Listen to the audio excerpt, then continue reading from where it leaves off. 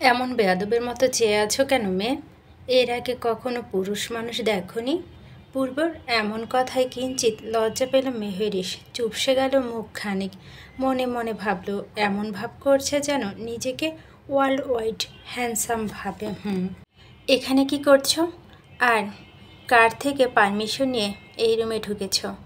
সব সময়ের মতোই নিরেট কণ্ঠস্বর, যেন কথা নয়, মানুষকে হুমকি দিয়ে বেড়ায় সব সময়। মেহরিশ এর এবার প্রচণ্ড রাগ হলো। জোর করে তাকে বিয়ে করেছে, আবার তাকেই বলছে তার রুমে কি করছে। রুমের ভাগই যখন দিতে পারবে না তো বিয়ে করেছে কেন? তাই তৎক্ষণাৎ পূর্বের কথার প্রত্যুত্তরে বলে উঠল, আমি এখানে ইচ্ছা করে আসিনি, আমাকে জোর করে এই রুমে ঢুকে বাইরে থেকে লক করিয়ে দিয়েছে, বুঝেছেন? মেহরিশের এমন একঘেয়ে জবাবটা বোধ হয় পছন্দ হলো না পূর্বের। তীব্র স্বরে দাঁতে দাঁত পিষিয়ে বলে উঠল, আমার সাথে কথা বলে গলার স্বর নিচে নামিয়ে কথা বলবে। Got it? এখন বের হও আমার রুম থেকে ফার্স্ট। লাস্টের কথাটা এক প্রকার চিল্লিয়ে বলে উঠল পূর্ব, যা শুনে কেঁপে উঠল মেহরিশ। মেহরিশের মাথা ঢুকছে না এই লোকটার সাথে তার কোনো জন্মের শত্রুতা। কেন সে শুধু মাত্র তার সাথে এমন করে? উঠে দরজার সামনে চলে গেল মেহরিশ। উদ্দেশ্য, সে আর এই রুমে এক সেকেন্ডও থাকতে চায় না। সে কি ইচ্ছা করে এসেছিল নাকি? তাকে তো জোর করে রেখে গিয়েছে এখানে। যেতে যেতে কি মনে করে যেন থেমে গেল মেহরিশ। কয়েক পা এগিয়ে আসলো পূর্বের কাছাকাছি। চোখে চোখ রেখে আঙ্গুলে ইশারা করে বলল, শুনুন না তো আপনার রুম, আর না তো আপনি কোনোটার প্রতি এই মেহরিশের ইন্টারেস্ট না। আর বয়স তো কম হয়নি। ফিটনেস ধরে রাখার সাথে সাথে ছোটদের সাথে কিভাবে ব্যবহার করতে হয় সেটাও শিখে নেবেন, বলে ভোঁদর লাগালো মেহরিশ। যে কথা বলেছে, তারপর যদি এই লোকের সামনে 1 মিনিটও সে দাঁড়ায় তাহলে যে আজ তার 12টা বাজবে সে ব্যাপারে শিওর। বেচারা পূর্ব তো বিস্ময় হতবিলম্ব। এই মেয়েটা কি তাকে কোনো মতে বয়স্ক উপাধি দিয়ে গেল? তাকে কি দেখে বয়স্ক মনে হয়? মেয়েটার সাহস দেখে সে দিন দিন শুধু অবাকই হচ্ছে। ঘড়ির কাঁটা ঠিক 9টা, কিন্তু কোথাও সূর্যমামা দেখা নেই। মেঘের আড়ালে হয়তো লুকিয়ে পড়েছে, কিন্তু বৃষ্টি নেই, নামবে হয়তো বা না। ভাবসা গরম পড়েছে, বাতাস নেই, বাইরে কেমন যেন ঘুমোটে ধরে আছে চারিপাশটা। এমন সময় ঘুম ভাঙল মেহরিশের। ভাঙল না, বোধহয় ভাঙতে বাধ্য হয়েছে দরজার কড়াঘাতের শব্দে। ইরা ডেকে যাচ্ছে সেই কখন থেকে। শেষ রাতের দিকেই তো ঘুমিয়েছিল মেহরিশ। পুরোপুরি ঘুম তো হলো না আর, মাথাটা প্রচণ্ড ধরেছে এই অবেলায় ঘুম থেকে ওঠার ফলে। হেলে দুলে গিয়ে কোনো রকম খুলে দিল দরজাটা। দরজার ওপাশে শুধু ইরা নয়, বরং আমান আয়নাও দাঁড়িয়ে আছে। কপাল কুঁচকাল মেহরিশ, কিন্তু মেহরিশকে কিছু বলতে না দিয়ে তার আগেই বলে উঠল ইরা, মেহরিশ তুমি এই রুমে কি করছো? ভরকালো মেহরিশ, সে তার নিজের রুমে থাকবে না তো কোন রুমে থাকবে? কিয়ৎক্ষণের যেন তার মাথাতে ছিল না গতকালে সে কারো নামে কবুল বলেছিল, আর কাল রাতে যে তারা তার সেই সদ্য বিয়ে হওয়া স্বামীর রুমে রেখে আসার পর তাকে সেই রুম থেকে অপমান করে বের করে দিয়েছে। আর এই সবটাই তো তাদের জন্য হয়েছে। মনে পড়তে মেহরিশে তেলে বেগুনে জ্বলে উঠল পূর্বের প্রতি থাকা ক্ষোভ আর তার প্রতি থাকা রাগের বহিঃপ্রকাশ হয়ে কিছু মিথ্যা বানিয়ে ফের ফের করে বলে উঠল, তোদের জন্য হয়েছে এসব। আমাকে জোর করে ওই রুমে নিয়ে গিয়েছিল। আমি কি সেদে গিয়েছিলাম বলো? আমাকে ওই বজ্জাত লোকটা ঘাড় ধাক্কা দিয়ে বের করে দিয়েছে, আর সবটা যেন দায়ী শুধু তোমরা। বলেই সবার দিকে আঙ্গুল তাক করে দেখালো মেহরিশ। আশ্চর্য, দরজার সামনে দাঁড়িয়ে থাকে সবাই। চিন্তার ভাঁজ পড়ল কপালে তাদের। এমনটা তো তারা কল্পনাও করেনি। তারা তো ভেবেছিল পূর্ব মেহরিশকে পছন্দ করেই বিয়ে করেছে। তাহলে এমন একটা রাতে মেয়েটাকে ঘাড় ধাক্কা দিয়ে বের করে দিবে কেন? হ্যাঁ, মেহরিশ যেভাবে বলেছে তারা তো সেভাবেই নিয়েছে কথাটা। এরই মাঝে আমান বলে উঠল, ভাই সত্যি এমন করেছে? তা নয় তো কি, আমি মিথ্যা বলছি? ভাবুক দৃষ্টিতে যে আমান মেহরিশের পানে। মেহেরিশকে দেখে তো বোঝাই যাচ্ছে না সে মিথ্যা বলছে, আর সত্যি তো মেয়েটা তো তার রুমেই এসে শুয়েছে। এই কথা তা তো তাহলে সবাইকে জানাতে হয়, কি বলো ইরা? হ্যাঁ, অবশ্যই আমান ভাই। কি পেয়েছে পূর্ব ভাই? কাজটা একদম ঠিক করেনি আমাদের মেহেরিশের সাথে। চলো এখন সবাইকে এ ব্যাপারটা জানাবো আমরা। বেশ, মেহরিশ তো এতক্ষণে মনে মনে এটাই চাইছিল, যেন সবাই এটা জানে আর মেহরিশ তাদের থেকে সিম্পেথি পায়। বিনিময়ে এক পচা পূর্বকে সবাই বকে দিবে আর তাতে পাঠিয়ে দিবে তার বাবা মায়ের সাথে। উফ, ভাবতে নাচতে মন চাচ্ছে মেহরিশের, তাই তাদের পিছু পিছু সেও চলল। সত্যি বলছো তোমরা সবাই পূর্ব মেহরিশকে ঘাড় ধাক্কা দিয়ে বের করে দিয়েছে? রিহানা বেগম এর কথা শুনে সবাই ঘাড় নাড়াও শুরু করলো। মানে হ্যাঁ, তারা সত্যি বলছে। এই তো একটু আগের কথা সবাই তখন ওখান থেকে ডিরেক্ট রিহানা বেগমের উদ্দেশ্য নিচে চলে আসে। রিহানা বেগম টেবিলে ব্রেকফাস্ট রেডি করছিলেন তখন। এমন সময় আমান এসে তাকে এসব জানায়। বিনিময়ে তিনি বলেন ওই কথাগুলো। পরবর্তীতে রিহানা বেগম এবার মেহরিশের দিকে তাকিয়ে জিজ্ঞেস করলো, এসব সত্যি মামুনি? রাতে তোমাকে পূর্ব ঘাড় ধাক্কা দিয়ে বের করে দিয়েছে রুম থেকে? মুখটাকে কাদো কাদো বানিয়ে উত্তরে মাথা নাড়ালো মেহরিশ, যা দেখে রিহানা বেগম এর একদিকে যেন মেহরিশের জন্য মায়া হলো, তেমনি অন্যদিকে তারা ছেলের প্রতি খুব ক্রোধ জন্মালো।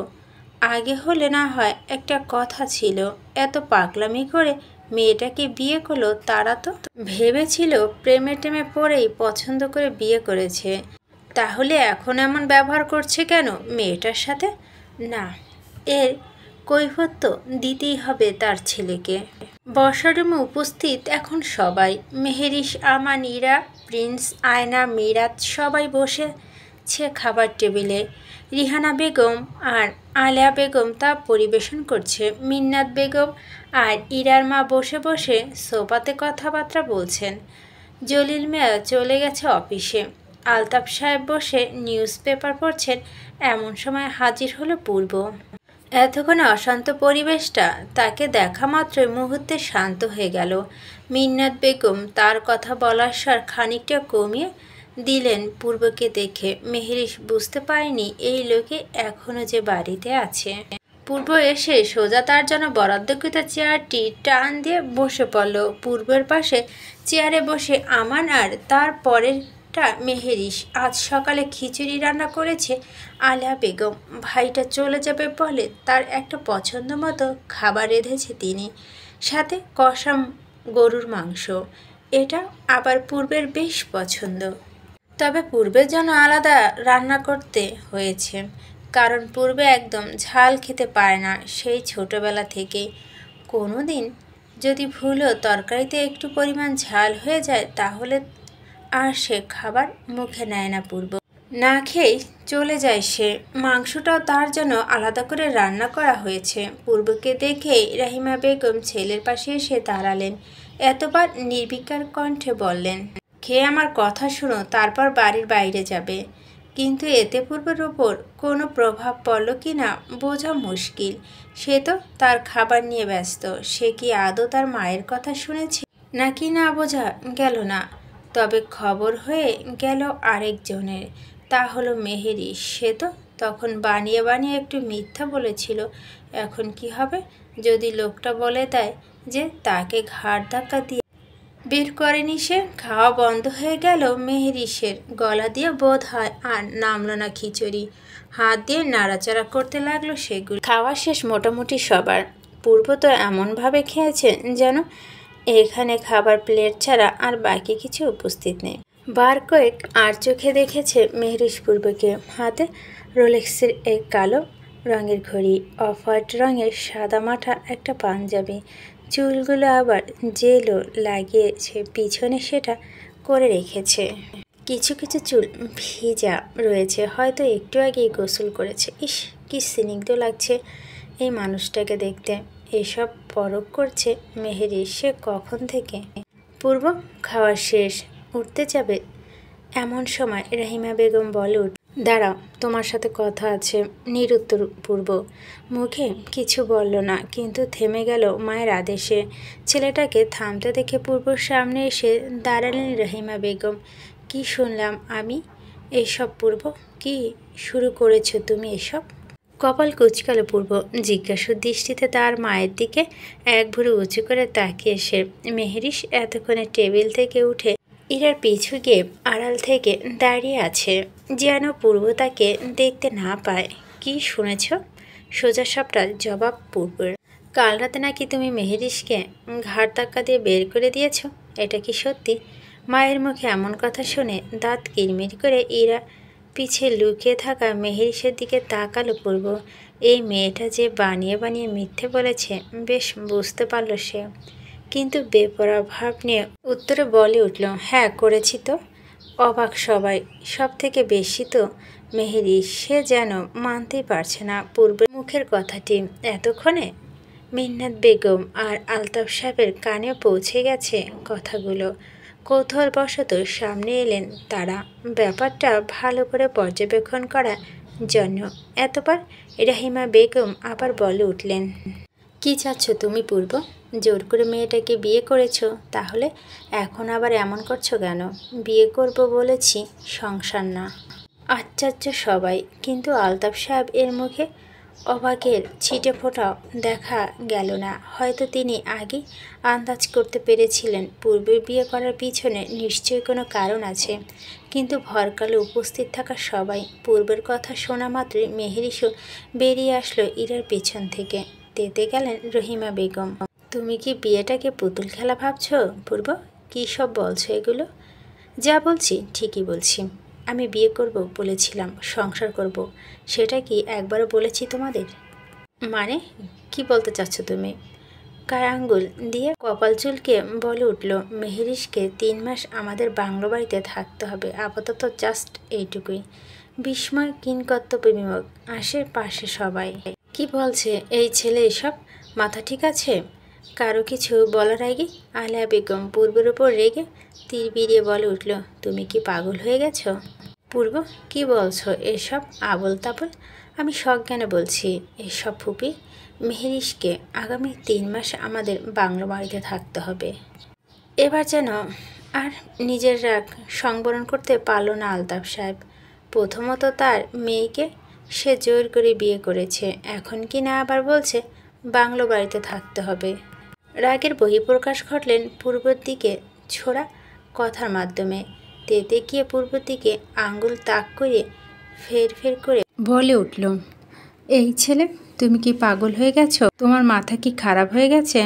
এমন উদ্ভ্রান্তের মতো কথাবার্তা বলছো কেন? আলতাফ সাহেবের কথা শুনে রহিমা বেগমও বলে উঠল, পূর্ব, কি শুরু করেছো তুমি এসব? মেহেরিস কেন বাংলো বাড়িতে থাকতে যাবে? এসবের মানে কি? কিন্তু তাতে বিন্দুমাত্র প্রভাব পড়ল না পূর্বের উপর। সব সময়ের মতো নির্বাক গম্ভীর শান্তশিষ্ট কণ্ঠস্বরে শুধালো, এত সে তো জানি না মা, আমি বলেছি থাকবে, হবে মানে হবেই। আর আমি তো শুধু 3 মাস থাকতে বলেছি মা, তোমার মতো 3 বছর নয়। এবার যেন সবার মাথা টনক নড়ল। আলতাফ সাহেব, মিন্নাত বেগম, কারোই বুঝতে বাকি রইল না এই ছেলে যে প্রতিশোধ নেওয়ার জন্যই তার মেয়েকে বিয়ে করেছে, কিন্তু এতে মেহেরিসের তো কোনো দোষ নেই, আর না তো ছিল ওনাদের। তাহলে তাদের মেয়েটাকে শুধু শুধু কেন কষ্ট পাবে? এখানে কখনই না। তারা তাদের মেয়েকে আজই এখান থেকে নিয়ে চলে যাবে।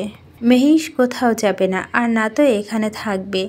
আমি আজই আমার মেয়েকে এখান থেকে নিয়ে চলে যাব, বুঝেছ? আপনার মেয়ে আগে, এখন আর তার আরেকটা পরিচয় আছে চাচা আব্বা। সে আমার বিয়ে করাবো, তো আমি যা বলবো সেটাই মানতে হবে, মানতে বাধ্য।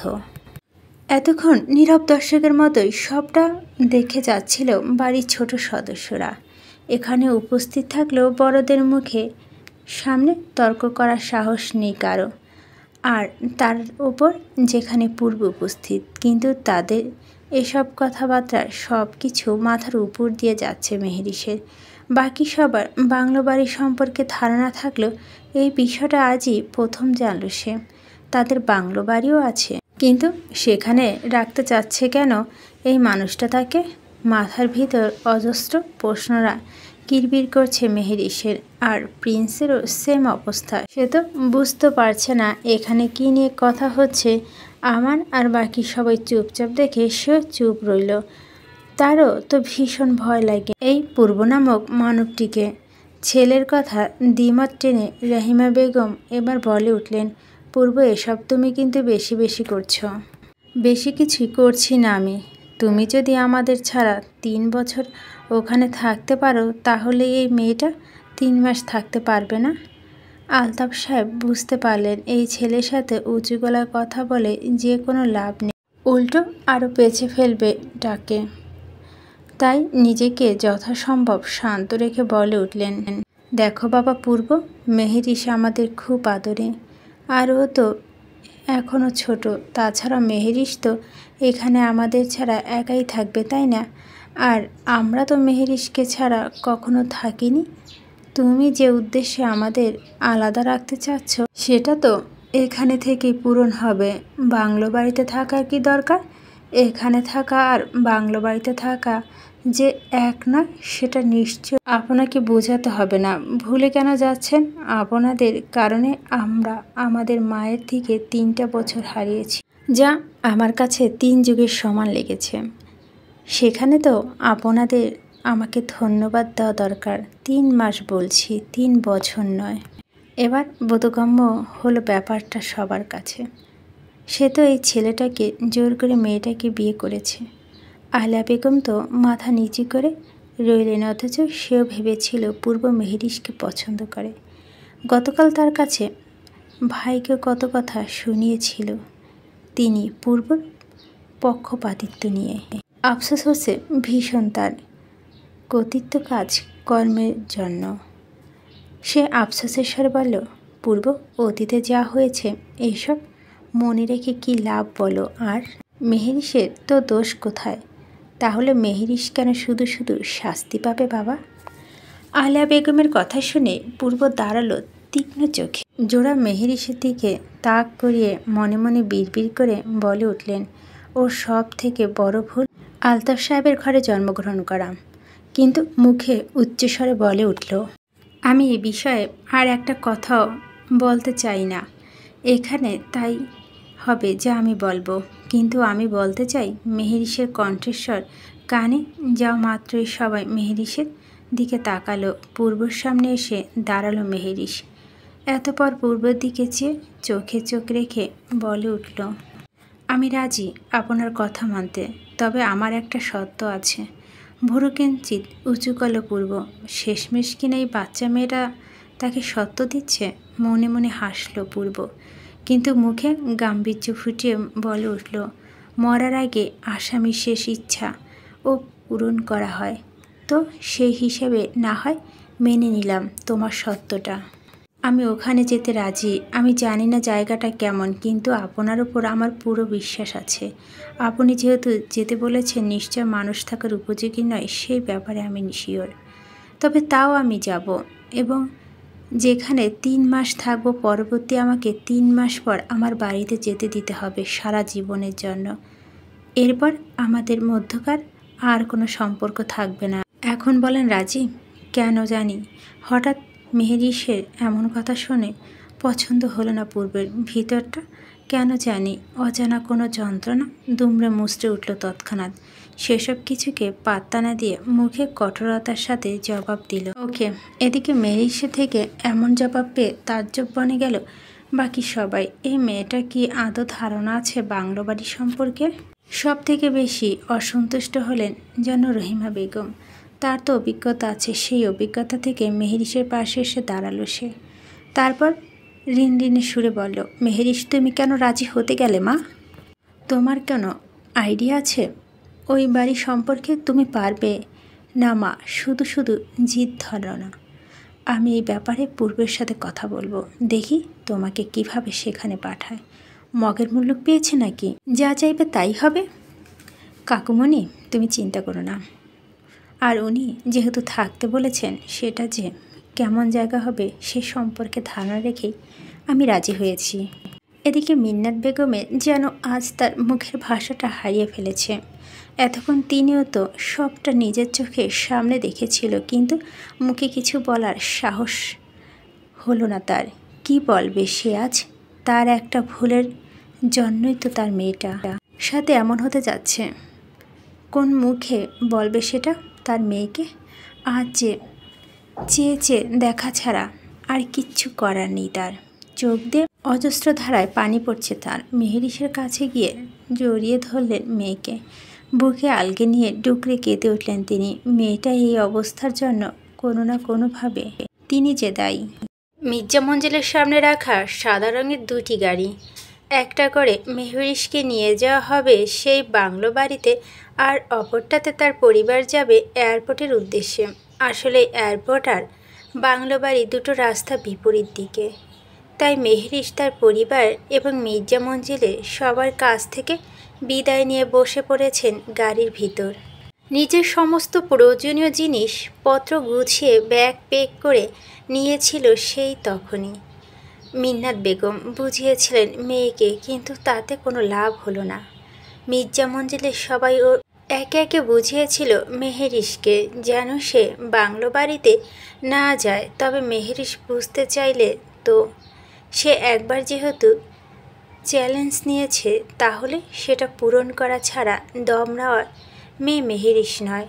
সেটা এতদিনে সবাই কম বেশি বুঝতে পেরেছেন, তাই আর জোর করেনি তাকে। গাড়ি চলছে আপন গতিতে। মেহেরিশের কানে এয়ারপড গুজে আছে। কি থেকে কি হয়ে গেল তার সাথে সেসবের হিসাব করছে মেয়েটা। জীবন কিভাবে নতুন মোড় নিয়ে নিল। তার বাবা মা ছাড়া আজ এই প্রথম সে এত দূর থাকতে যাচ্ছে। কিভাবে থাকবে সে তাদের ছাড়া? এসব ভেবেই পূর্বের প্রতি তার রাগ বাড়ছে, বই কি কমছে না এক রত্তিও। এই সব কিছুর জন্য দায়ী শুধুমাত্র ওই লোকটা। অন্য সবার মতো সেও তো ভেবেছিল পূর্ব তাকে বোধহয় একটু একটু পছন্দ করে, তাই তো জোর করে তাকে বিয়ে করেছে। কিন্তু তার ধারণা যে আজ পুরোপুরি ভুল প্রমাণিত করে দিল লোকটা। আসার সময় মির্জা মঞ্জিলের সবার কাছ থেকে বিদায় নিয়ে এসেছিল মেহেরিশ, কারণ সে চায় না আর ও বাড়িতে ফিরে যেতে। 3 মাস পর সে এখান থেকে চলে যাবে নিজ দেশে, কারণ সে চায় না আর ওই মানুষটাকে দেখতে। যদিও ওই বাড়ির সবাই ভীষণ ভালো মানুষ, তাকে খুব ভালোবাসেন তারা, কিন্তু ওই যে বলে না, এক পাতিল দুধের জন্য 1 ফোঁটা লেবুর রসই যথেষ্ট। পূর্বের অবস্থানটাও সেম তেমন। মেহেরিশের কাছে ভীষণ ঘৃণা করে সে ওই লোকটাকে। আসলে মানুষের চেহারা সুন্দর হওয়া থেকে যে মনটা সুন্দর হওয়া বেশি জরুরি। পূর্ব তার জ্বলন্ত উদাহরণ। তাকে শুধুমাত্র প্রতিশোধ নেওয়ার জন্য বিয়ে করেছিল মানুষটা। একটুবারে ভাবল না তার কথা। এসব ভেবে দীর্ঘ নিঃশ্বাস ত্যাগ করলো মেহেরিশ। আচ্ছা, সত্যি কি পূর্ব তাকে শুধু প্রতিশোধ নেওয়ার জন্য বিয়ে করেছিল? পরন্ত বিকেল। এরিনাকে নিয়ে এসেছে মির্জা মঞ্জিলে, সাথে এসেছে সাব্বির। বিকেলে আমান, প্রিন্স, আয়না, আলেয়া বেগম গিয়ে তাদের নিয়ে এসেছে বাড়িতে। কিন্তু ওখানে যাওয়ার পর এরিনা তাদের সাথে মেহেরিশকে কোথাও না দেখতে পেয়ে সর্বপ্রথম আমানকে জিজ্ঞেস করে মেহেরিশের কথা।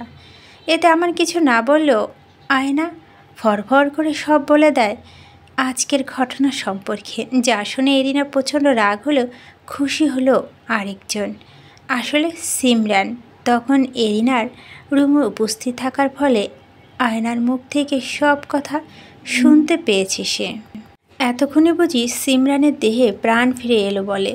যাক, তাহলে সে এতদিন যা ভেবে এসেছিল সব তাহলে মিথ্যা। পূর্ব শুধু প্রতিশোধ নেওয়ার জন্য মেয়েটাকে বিয়ে করেছে। 3 মাস পর মেহেরিশ তো চলেই যাবে, তখন তার রাস্তা পুরো ক্লিয়ার। মনে মনে নেচে উঠল সিমরান। তবে এরিনার চোখ থেকে টলমল করে পড়তে শুরু করলো অজস্র বাড়িকোনা। মেহেরিশের সাথে এসব কিছু ঘটার জন্য নিজেকে দায়ী মনে করছে এরিনা। না তো সে সেই দিন তার কাকাকে ফোন করত, আর না তো তার আসতো, আর না তো মেহেরিশের সাথে এসব হতো।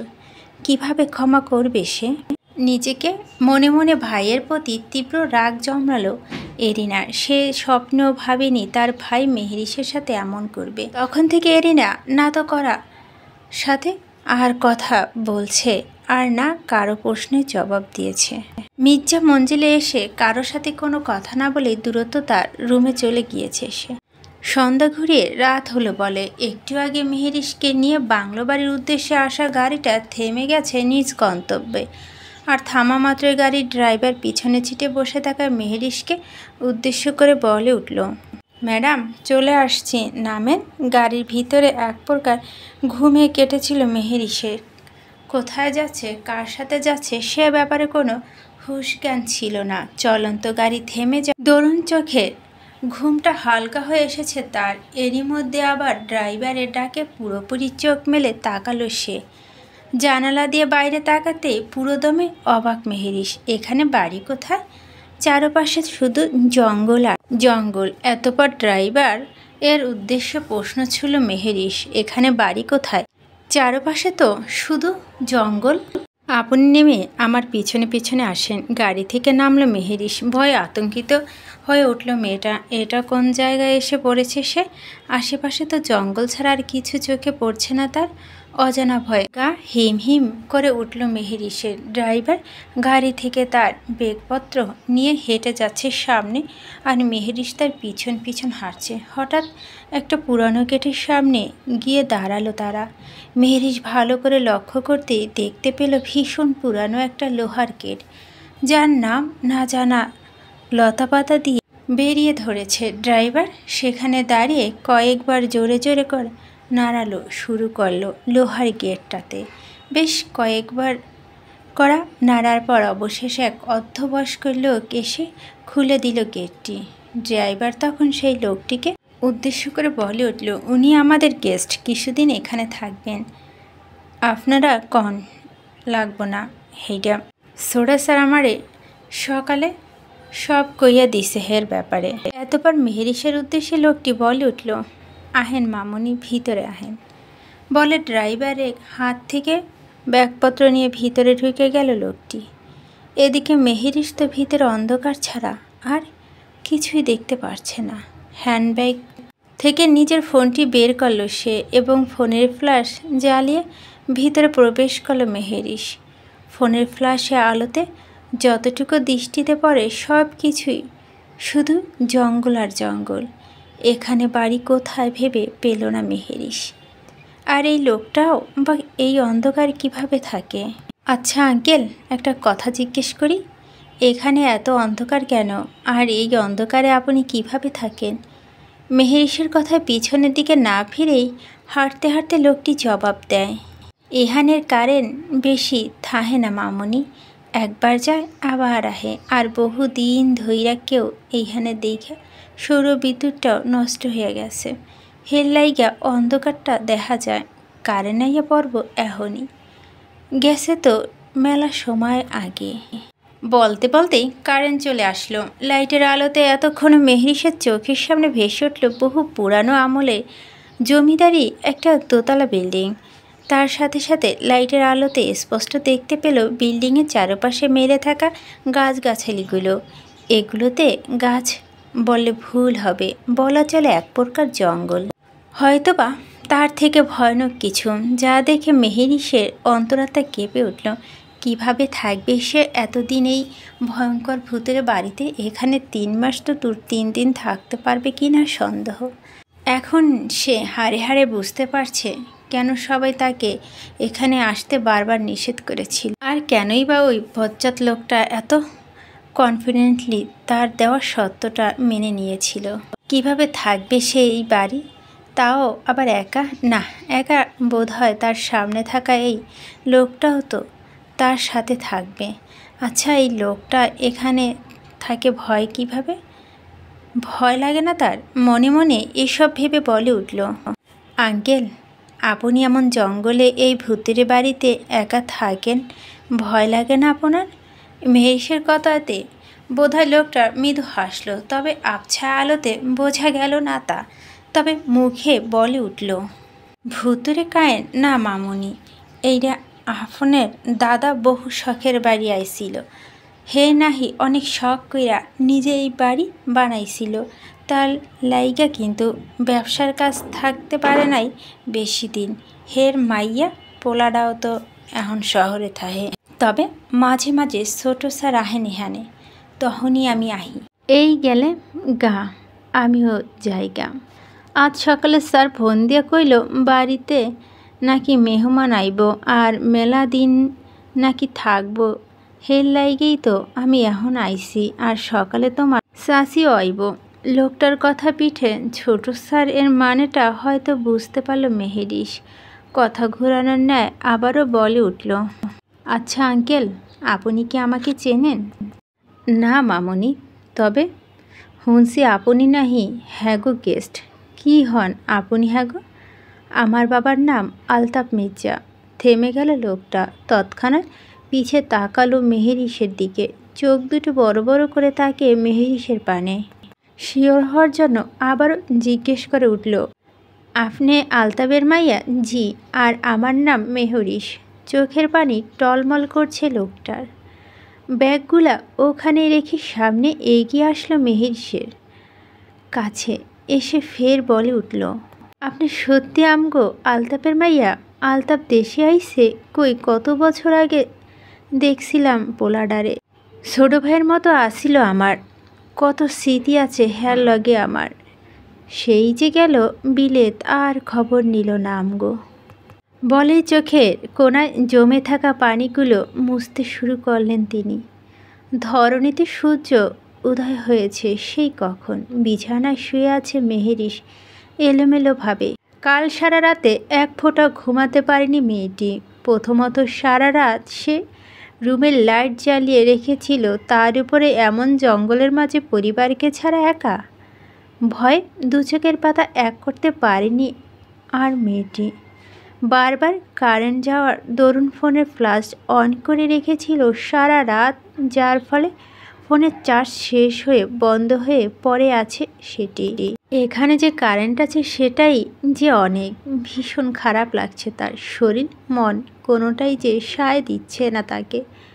কি করবে সে? আচ্ছা, সে কি এখান থেকে পালিয়ে যাবে? কিন্তু যাবেটা কোথায়? সে তো এখানে কিছু চেনে না, আর এখানে চারিপাশে তো গাছপালা ছাড়া আর কিছু নেই। তবে পূর্বের অগোচরে পালিয়ে যাওয়া কি এতই সহজ? নিঃশ্বাস নিল বড় করে একটা। নিজেকে স্ট্রং করতে হবে আরও। হার সে মানবে না ভেবেই তৎক্ষণাৎ খাট থেকে লাফ দিয়ে উঠে বসল। জানালার কাছে গিয়ে রুমের জানালাটা খুলে তাকালো বাইরে। না, দিন আলোতেই বাইরেটা তেমন ভয়ানক ঠেকছে না তার কাছে। বাড়ির চারপাশটা ঘুরে ঘুরে দেখার তাগিদে দ্রুত ফ্রেশ হয়ে আসলে সে এতবার দরজা খুলে বাইরে বের হলো রুম থেকে। এই বাড়িটা অনেকটাই সিম্পল। এই যে পুরানো আমলের নর্মাল জমিদার বাড়ির মতোই। দোতলা বাড়িটি, নিচতলা এক। সিরিয়ালের কতগুলো রুম, মাঝখানে সিঁড়ি, আবার উপরে সেম একই সিরিয়ালে কতগুলো রুম, যার সাথে মস্ত এক বারান্দা আছে। সেই বারান্দা দাঁড়িয়ে মেহেরিস নিচে তাকিয়ে চারপাশটা দেখছে। আশেপাশে শুধু গাছ আর গাছ। দু একটা গাছের নাম জানলেও বাকি গাছগুলোর নাম তার অজানা।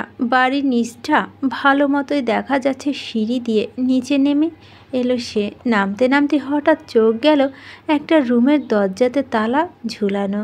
তবে নিচের দিকে একটা রুমে অনেকগুলো তালা ঝুলানো কেন? কৌতূহল জাগলো মেহেরিসের মনে। এখানে তো কেউ আসে না, আর না তো কেউ এখানে থাকে। তাহলে এই রুমটা এত তালা ঝুলানো কেন? পরক্ষণে মনে পড়ল উপরে একটা রুমেও সেম একই রকম তালা ঝুলানো, একসাথে অনেকগুলো। প্রশ্নরা মনে বিড়বিড় করছে তার। এমন সময় দেখতে পেল তার থেকে একটু সামনে রুমের দরজাটা খোলা। হয়তো সিরাজ চাচার রুম ওটা। হ্যাঁ, কাল রাতের কথা বলে এক পর্যায়ে মেহেরিস জানতে পেরেছে লোকটার নাম সিরাজ। তার থেকে না হয় জেনে নিবে এই দুটি রুম এত সিকিউরিটি লাগালো গেল। দরজার সামনে এসে দাঁড়ালো মেহেরিস। তৎক্ষণাৎ চোখ পড়ল খাটের এক কোণায় বসে থাকা এক অর্ধবয়সী মহিলার দিকে, যে পান চিবোতে ব্যস্ত। আর সিরাজ মিয়া বসে আছে একটি চেয়ারে। ভিতরে আসবো আঙ্কেল? মেহরিশকে দরজার সামনে দেখতে দ্রুত চেয়ার থেকে উঠে দাঁড়ালো সিরাজ মিয়া। এতপর মেহরিশের উদ্দেশ্যে চেয়ার দেখিয়ে বসতে বললেন। নাচুপ করে দেয় মেহরিশ। বিনিময়ে তাকে ইশারাতে বসতে বলে সেখানে। সিরাজ মিয়া তার সহধর্মীকে দেখে মেহরিশের উদ্দেশ্যে বলে উঠল, ইনি তোমার চাচি মামুনি। সালাম দিল মেহরিশ। এতপর কিছুটা ভাব আদান প্রদান চলল তাদের মধ্যে, কিন্তু মেহরিশের মনে জমিয়ে রাখা প্রশ্ন আর দমিয়ে রাখতে পারল না সে।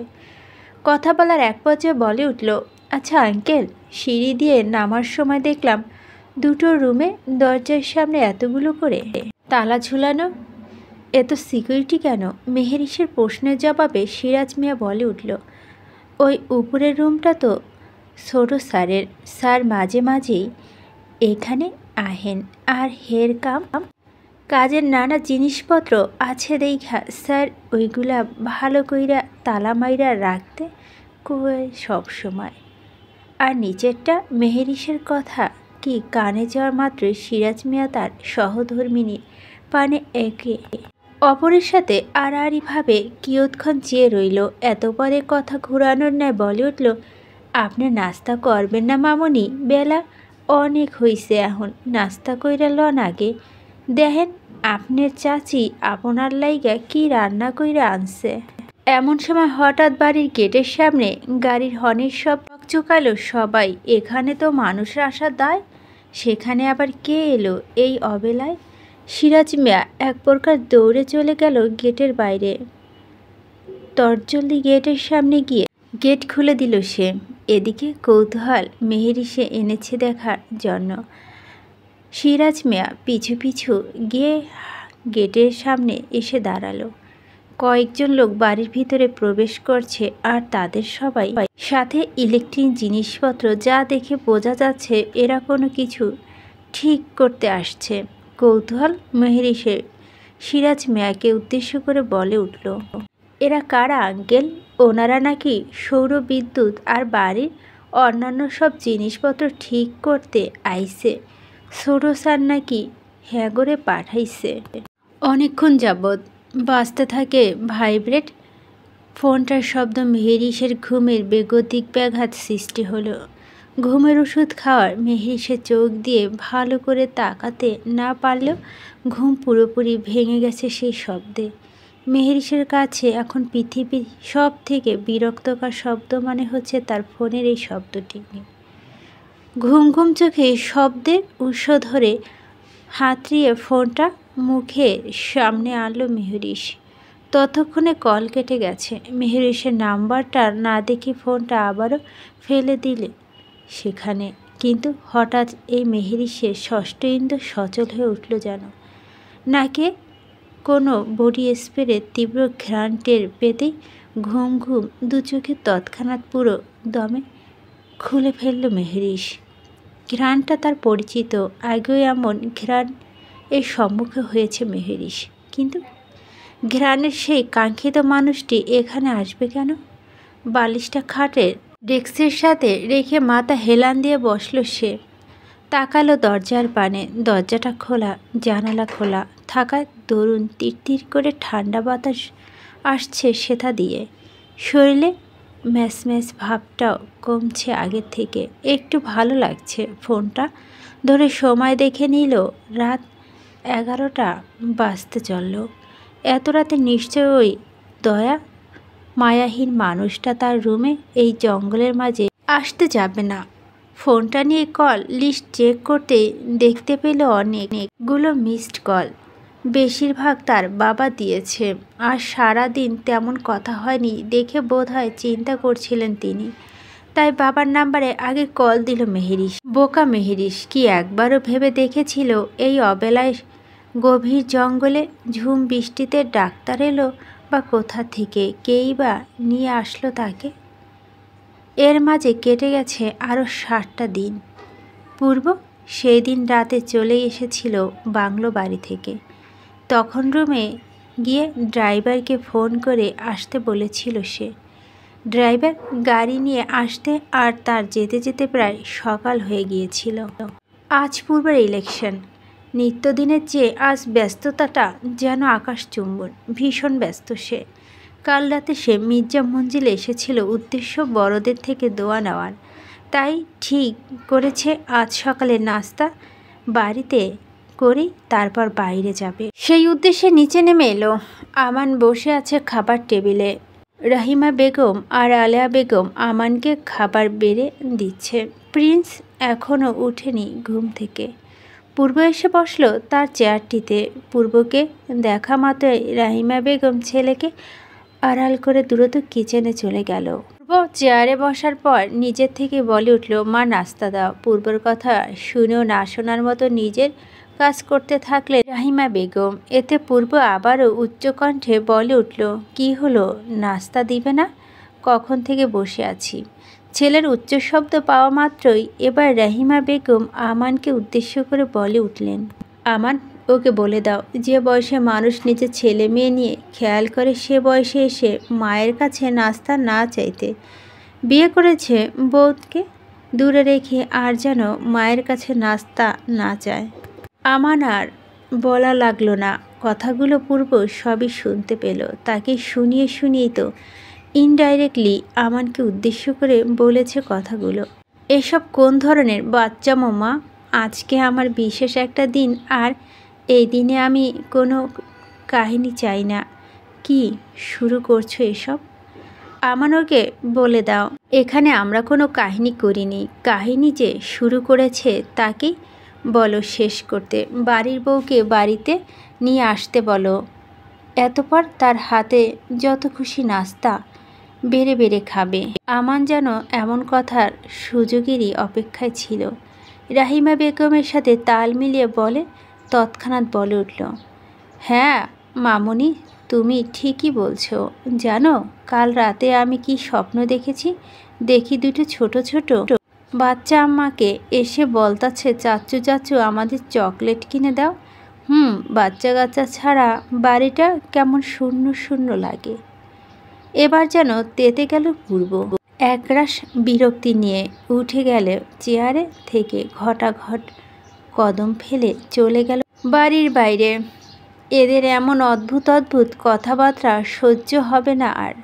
না জানি কখন রেগে গিয়ে কি বলে দেয়। তার থেকে ভালো এখানে না থাকা।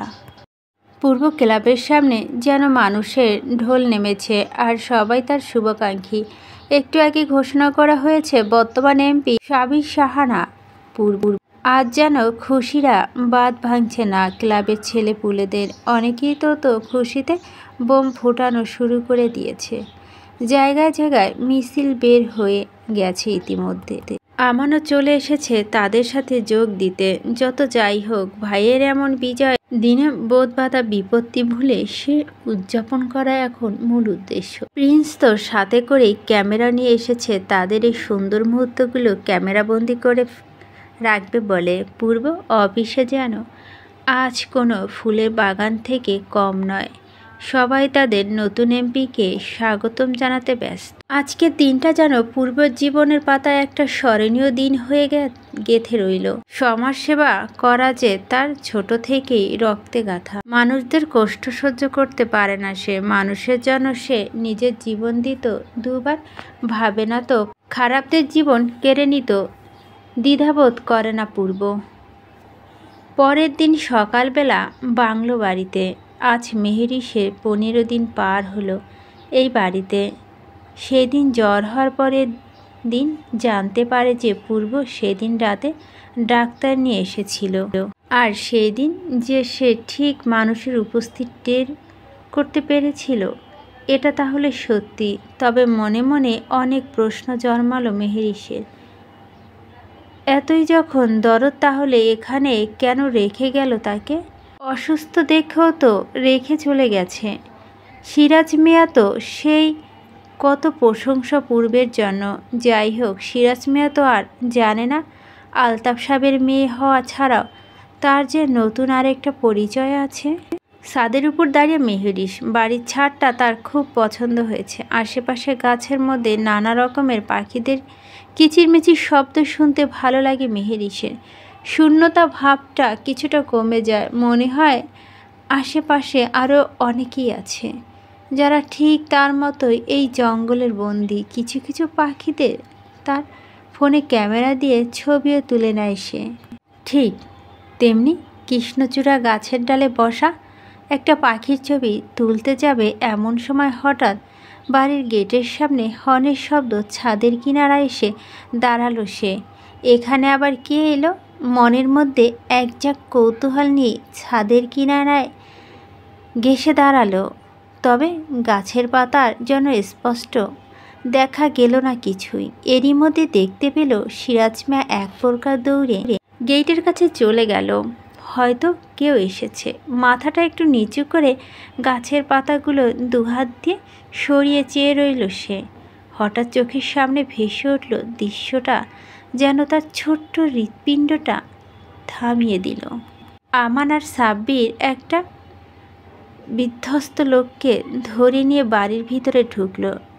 লোকটার মাথাটা নিচু হয়ে আছে, যার জন্য লোকটা চেহারা না দেখলেও মেহেরিশে বুঝতে আর দেরি হলো না সাদা পাঞ্জাবি পরা এই লোকটাকে। কিন্তু সাদা পাঞ্জাবি পুরো রক্তাক্ত হয়ে আছে কেন? হঠাৎ এসব দেখা মাত্রই ছোট্ট বুকটা কামড়িয়ে কামড়ে উঠল তার।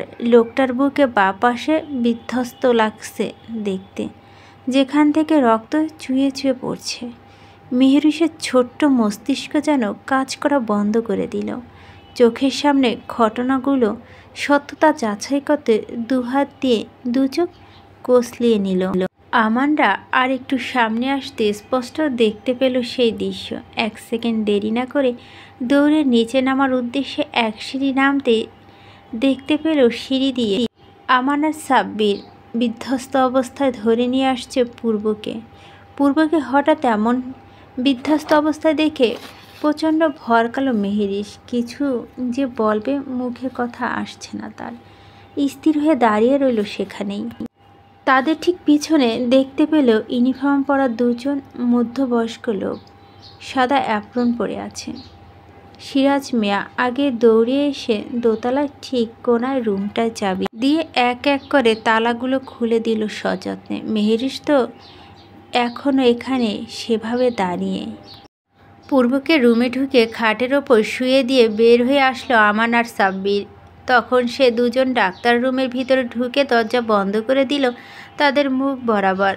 আমানের চোখে পানি, ছেলেটা কাঁদছে। সাব্বির তার কাঁধে হাত রেখে শান্ত করার চেষ্টা করছে। মেহেরিশের এবার যেন ধ্যান ছুটল। দ্রুত পায়ে এগিয়ে গেল আমানদের কাছে। আমান ভাইয়া, কি হয়েছে ওনার? মেহেরিশের কণ্ঠস্বর শুনে পিছনে ঘুরল আমান। মেহেরিশকে উদ্দেশ্য করে ভাঙা ভাঙা গলায় বলে উঠল, মেহেরিশ ভাইয়ার অবস্থা খুব খারাপ। শুধু এতটুকু কথা বলল আমান, বাকিটা আর বলতে পারল না। চুপ হয়ে শুধু প্রহর গুনতে থাকলো কখন ডাক্তার বেরিয়ে আসবে আর তারা একটু নিশ্চিন্ত হতে পারবে। এই তো আজকে সকালের ঘটনা। নিত্যদিনের মতো পূর্ব আজ একটা মিটিং ছিল। কাল ব্যস্ততা কাটিয়ে উঠতে উঠতে খবর এলো আজ সকালে একটা ইম্পর্টেন্ট মিটিং আছে, যেখানে নবনির্বাচিত সব এমপিদের একটা আসর বসবে। সো কথা মতোই সেটা অ্যাটেন্ড করতে যাচ্ছিল পূর্ব। সব সময়ের মতো সিম্পল গেটআপে তার কালো রঙের মার্সিডিজটি নিয়ে রওনা দিয়েছিল সে। নিজের গাড়ি নিজেই ড্রাইভ করে পূর্ব, তবে তার পিছনে সাব্বির তার গাড়ি নিয়ে পূর্বকে অনুসরণ করে তার পিছু পিছু আসছিল। হঠাৎই সাব্বিরের একটা কল আসলো। গাড়িটা এক সাইডে রেখে সেই কল রিসিভ করে সে। পূর্ব আগের ন্যায় গাড়ি চালিয়ে অনেকটা সামনে এগিয়ে যায় সাব্বিরের চোখে আড়ালে। এমন সময় হঠাৎ পূর্ব গাড়ির সামনে একটা বৃদ্ধ লোক এসে পড়লে দ্রুত গাড়ি ব্রেক কষে সে। এভাবেই খুব সচেতনভাবে গাড়ি ড্রাইভিং করা পূর্ব সবসময়, তবে আজ হয়তো বৃদ্ধ লোকটি না চাইলেও তার গাড়ির সামনে এসে পড়ছিল ভেবেই গাড়ি থামায় সে। নিচে নামতে যাবে এমন সময় কোথা থেকে যেন একটা ট্রাক এসে জোরে ধাক্কা মারে তার কালো রঙের মার্সিডিজটিতে। নির্দিষ্ট জায়গা থেকে কয়েক মিটার দূরে চলে যায় গাড়িটি। এমন সময় সাব্বির তার গাড়ি নিয়ে দ্রুত বেগে আসতে দেখে ট্রাকটি সেই স্থানে ত্যাগ করে আগে বেগে চলে যায়। সেখান থেকে সাব্বির ট্রাকটিকে অনুসরণ করা বাদ দিয়ে আগে নিজের গাড়ি থামিয়ে ছুটে যায় পূর্বকে দেখার উদ্দেশ্যে। লোকগুলো হয়তো ধারণা করতে পারেনি পূর্বর গাড়ির সম্পর্কে। সাধারণত গাড়ি থেকে যে অনেকটা উপরে এই গাড়িটি, হয়তো আন্দাজ করতে পারেনি সেটা। তার জন্যই তো এত জোরে ধাক্কা মেরে বেশি কিছু ক্ষতি করতে পারেনি গাড়িটি। তবে পূর্বে এতে গুরুতরভাবে আহত পায়। গাড়ি স্টিয়ারিংয়ের সাথে লেগে মাথা প্রচণ্ড আঘাত পায়, আর সামনের দিকে কাঁচগুলো ভেঙে কিছু কাঁচ তার বুকে ভিজে যায়। এতে মারাত্মকভাবে বিধ্বস্ত হয়ে পড়ে পূর্বের শরীর। সাব্বির এসব দেখা মাত্রই বিস্ময় কিংকর্তব্যবিমুখ হয়ে পড়ে।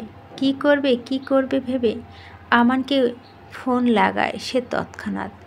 ভাগ্যক্রমে আমানও তখন ঠিক সেই একই রাস্তা দিয়ে যাচ্ছিল। মিনিট কয়েকের মধ্যে অ্যাক্সিডেন্টের স্থানে পৌঁছে যায় আমান।